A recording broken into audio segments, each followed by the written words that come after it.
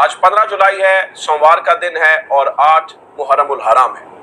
नाज़रीन इकराम, आज के दिन हुकूमत ने अपने हाथों से अपनी मौत का फैसला तहरीर कर लिया है। अपने हाथों से अपने आप को फांसी देने का फैसला तहरीर कर लिया है।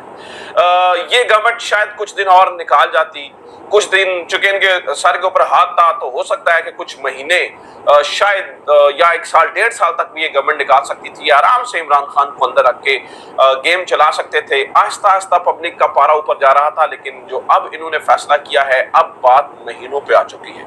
ये बात लिख कर रख लीजिए कि अब उस लड़ाई का आगाज हो चुका है, उस गड़बड़ का आगाज हो चुका है कि जो गड़बड़ 2, 3, 4 महीने से ऊपर जा ही नहीं सकती और 2, 3, 4 महीनों के बाद इलेक्शंस होते हुए नजर आ कि ये फैसला एक्सपेक्ट किया जा रहा था हुकूमत की जानिब से, वो फैसला बिलाखिर अब कर लिया गया है। और वो फैसला ये है कि जनाब पाकिस्तान तहरीके इंसाफ के ऊपर पाबंदी लगाई जाएगी।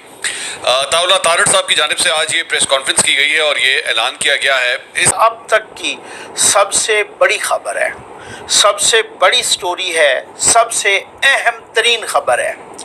हुकूमत पाकिस्तान ने तहरीक इंसाफ पर पाबंदी लगाने का ऐलान कर दिया है।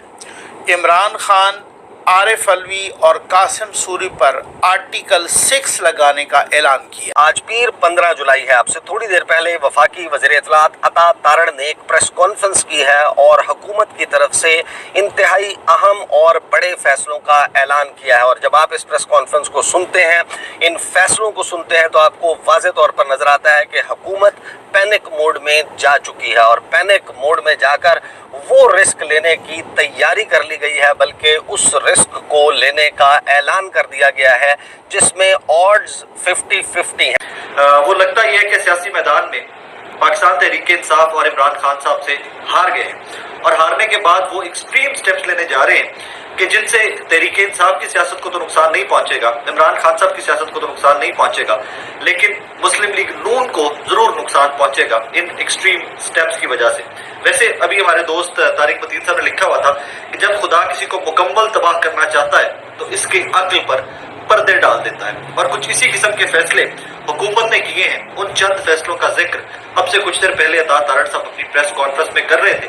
वो फैसले क्या किए हैं और वो क्या मुमकिनात में से, उसके ऊपर सियासी पंडित, सहाफ़ी, वकला क्या सोचते हैं, वो तमाम चीज़ें मैं इस ब्लॉग में आपके सामने रख देता हूँ। सबसे पहले तो जनाब अता तारड़ साहब ने फरमाया आज की प्रेस कॉन्फ्रेंस के अंदर कि काबीना की मंजूरी के बाद हम तहरीक इंसाफ के ऊपर बैन करने जा रहे हैं, तहरीक इंसाफ के ऊपर पाबंदी लगाने जा रहे हैं। अच्छा, ये मामला भी इतना सादा नहीं है कि आप उठें और आप एक सियासी जमात के ऊपर बैन कर दें। वाज़ेह हो गया है कि ये शिकस्त तस्लीम कर चुके हैं।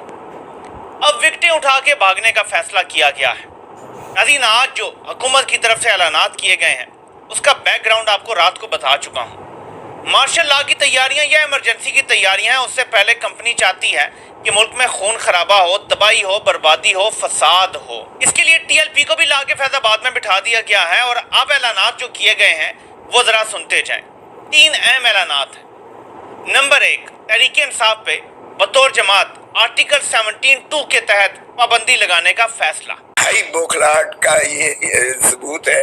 और जब मार पड़ी है ऊपर नीचे, एक सुप्रीम कोर्ट के 11 जजेस ने कह दिया कि पाकिस्तान तहरीक इंसाफ सियासी जमात थी, सियासी जमात है और सियासी जमात रहेगी। और इलेक्शन कमीशन ऑफ पाकिस्तान ने जो है आइन की जो है वो खिलाफ वर्जी करते हुए सुप्रीम कोर्ट के फैसले की तशरीह को गलत तस्वर करते हुए उन्होंने ये सारा फसाद मचाया।